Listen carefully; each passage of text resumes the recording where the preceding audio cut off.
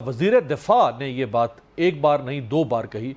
एक पाकिस्तान में इंटरव्यू में हाल ही में, और उससे पहले उन्होंने बरतानिया में एक इंटरव्यू में यह बात कही कि मुल्क में जमहूरी नहीं बल्कि हाइब्रिड निज़ाम है और ये गैर आइनी है, लेकिन ये डिफेक्टो सिस्टम है और ये ऐसे ही चलेगा। बल्कि उनको इस बात पर पशेमानी है कि ये हाइब्रिड निज़ाम हमें 90 की दहाई में ही लेके आ जाना चाहिए था, इसमें बहुत देर कर दी हमने।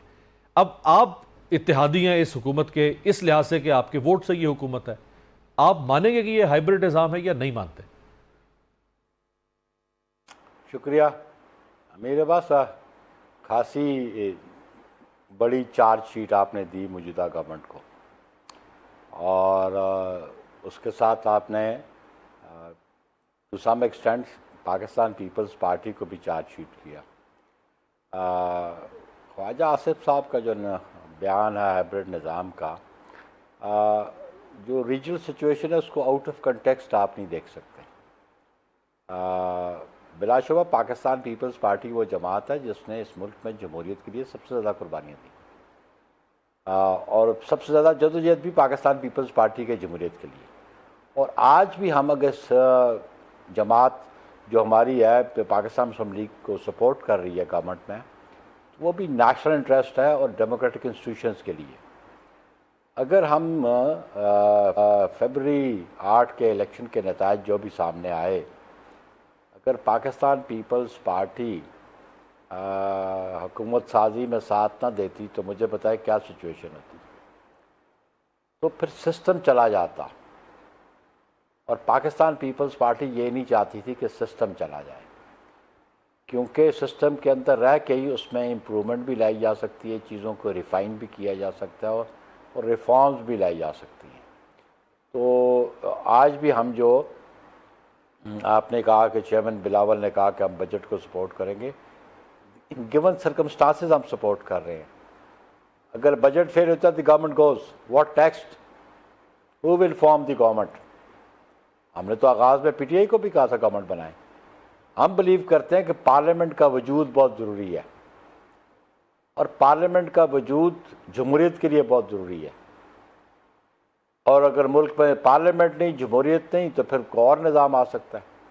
तो ख्वाजा आसिफ साहब ने जो बयान दिया, मैं तो उससे एग्री नहीं करता। इसलिए नहीं एग्री करता क्योंकि पीपल्स पार्टी हमेशा इस पर हर वो निज़ाम कबूल करेगी जो आइन 1973 के आइन के नीचे होगा। और ऑब्वियसली आइन में जब प्रोविजंस हैं, लेजिस्लेशन की प्रोविजन है, अमेंडमेंट्स की प्रोविजन है, तो गिवन सर्कमस्टांसेस को सामने रख के तो आप हुकूमतें चलाते हैं। लेकिन आज ग्राउंड रियलिटीज़ ये हैं कि आप ईस्टर्न बॉर्डर को देख लें, आप वेस्टर्न बॉर्डर को देख लें, सूरत हाल बड़ी गंभीर। अभी रिसेंटली अभी जो ईरान इसराइल तनाज़ा आपके सामने आया, जो जंग हुई जी, तो पाकिस्तान तो ऑलमोस्ट दरमियान में फंसा हुआ है। इसलिए आर्म फोर्सेस की भी आपको ज़रूरत है। आर्म फोर्सेस की जो लीडरशिप है उसको भी ऑन बोर्ड लेना आपकी ज़रूरत है। वैसे आप देख लें, इमरान खान तो ऑन रिकॉर्ड है खुद, वो तो लेजिस्लेशन के लिए उनको बुलाता था, है जी। लेकिन पीपल्स पार्टी क्योंकि इस मुल्क में सिस्टम की कंटिन्यूटी के लिए नून के साथ बैठी है, इसलिए ज़्यादा रिस्पॉन्सिबिलिटी PMLN पे आती है। ड्राइविंग सीट पे ये वो बैठे हुए हैं, तो वो कन्वे करे ना कि ये hybrid system under the constitution ठीक नहीं। उन्होंने तो हाथ खड़े कर दिए बुखारी साहब, उन्होंने हाथ खड़े कर दिए, उन्होंने तस्लीम कर लिया कि हाइब्रिड सिस्टम है, और ड्राइवर ने तस्लीम कर लिया।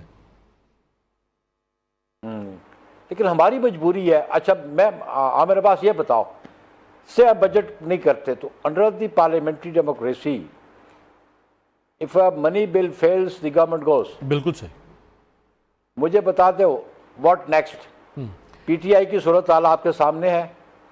वो तो इसमें वो तो बुखारी साहब, वो तो अगर आप बिल्कुल बजा फरमा रहे हैं, अगर बजट नहीं पास होता तो हुकूमत गिर जाएगी, बिल्कुल ठीक फरमा रहे हैं। और पीटीआई जो है वो हुकूमत इसलिए नहीं बना सकती कि उसके पास सिंपल मेजॉरिटी नहीं है, तो ना आपकी रहेगी ना उनकी रहेगी, फिर हुकूमत किसी और की हो जाएगी। लेकिन सवाल ये है सर कि आपने कहा कि अगर हम इस सिस्टम में इसलिए शामिल हुए बादल नख्वास्ता कि इस सिस्टम को चलाएंगे तो इसके जो सुराख हैं, छेद हैं, वो बंद होंगे। लेकिन ये 3 साल और इससे पहले भी खैर कोई अच्छी सूरत हाल नहीं थी, लेकिन चूंकि आप इसमें इत्तेहादी हैं तो मैं इन 3 साल की बात करूं, ये इस बात के विटनेस हैं कि इसमें छेद बड़े हैं, डेमोक्रेसी की स्पेस श्रिंक हुई है।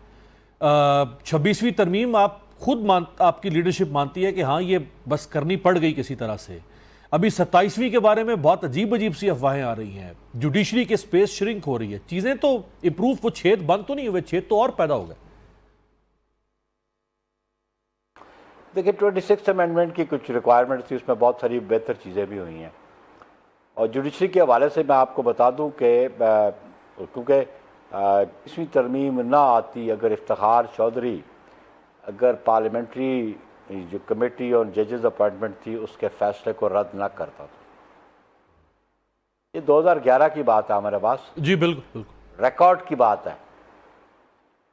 और जब उन्होंने पार्लियामेंट्री कमेटी ने जिसने 6 जजेस को मुस्तरद किया, एक फेक पिटीशन दिलवा के इफ्तिखार चौधरी ने क्यों पावर्स विड्रॉ करनी बाय जुडिशल एक्ट, उस कमेटी को टूथलेस क्यों किया और फिर अपनी मनमानी के जजेस की अपॉइंटमेंट की, तो अल्टीमेटली फिर जब पार्लियामेंट के पास इख्तियार आया तो फिर उन्होंने उस पावर्स को विड्रॉ किया।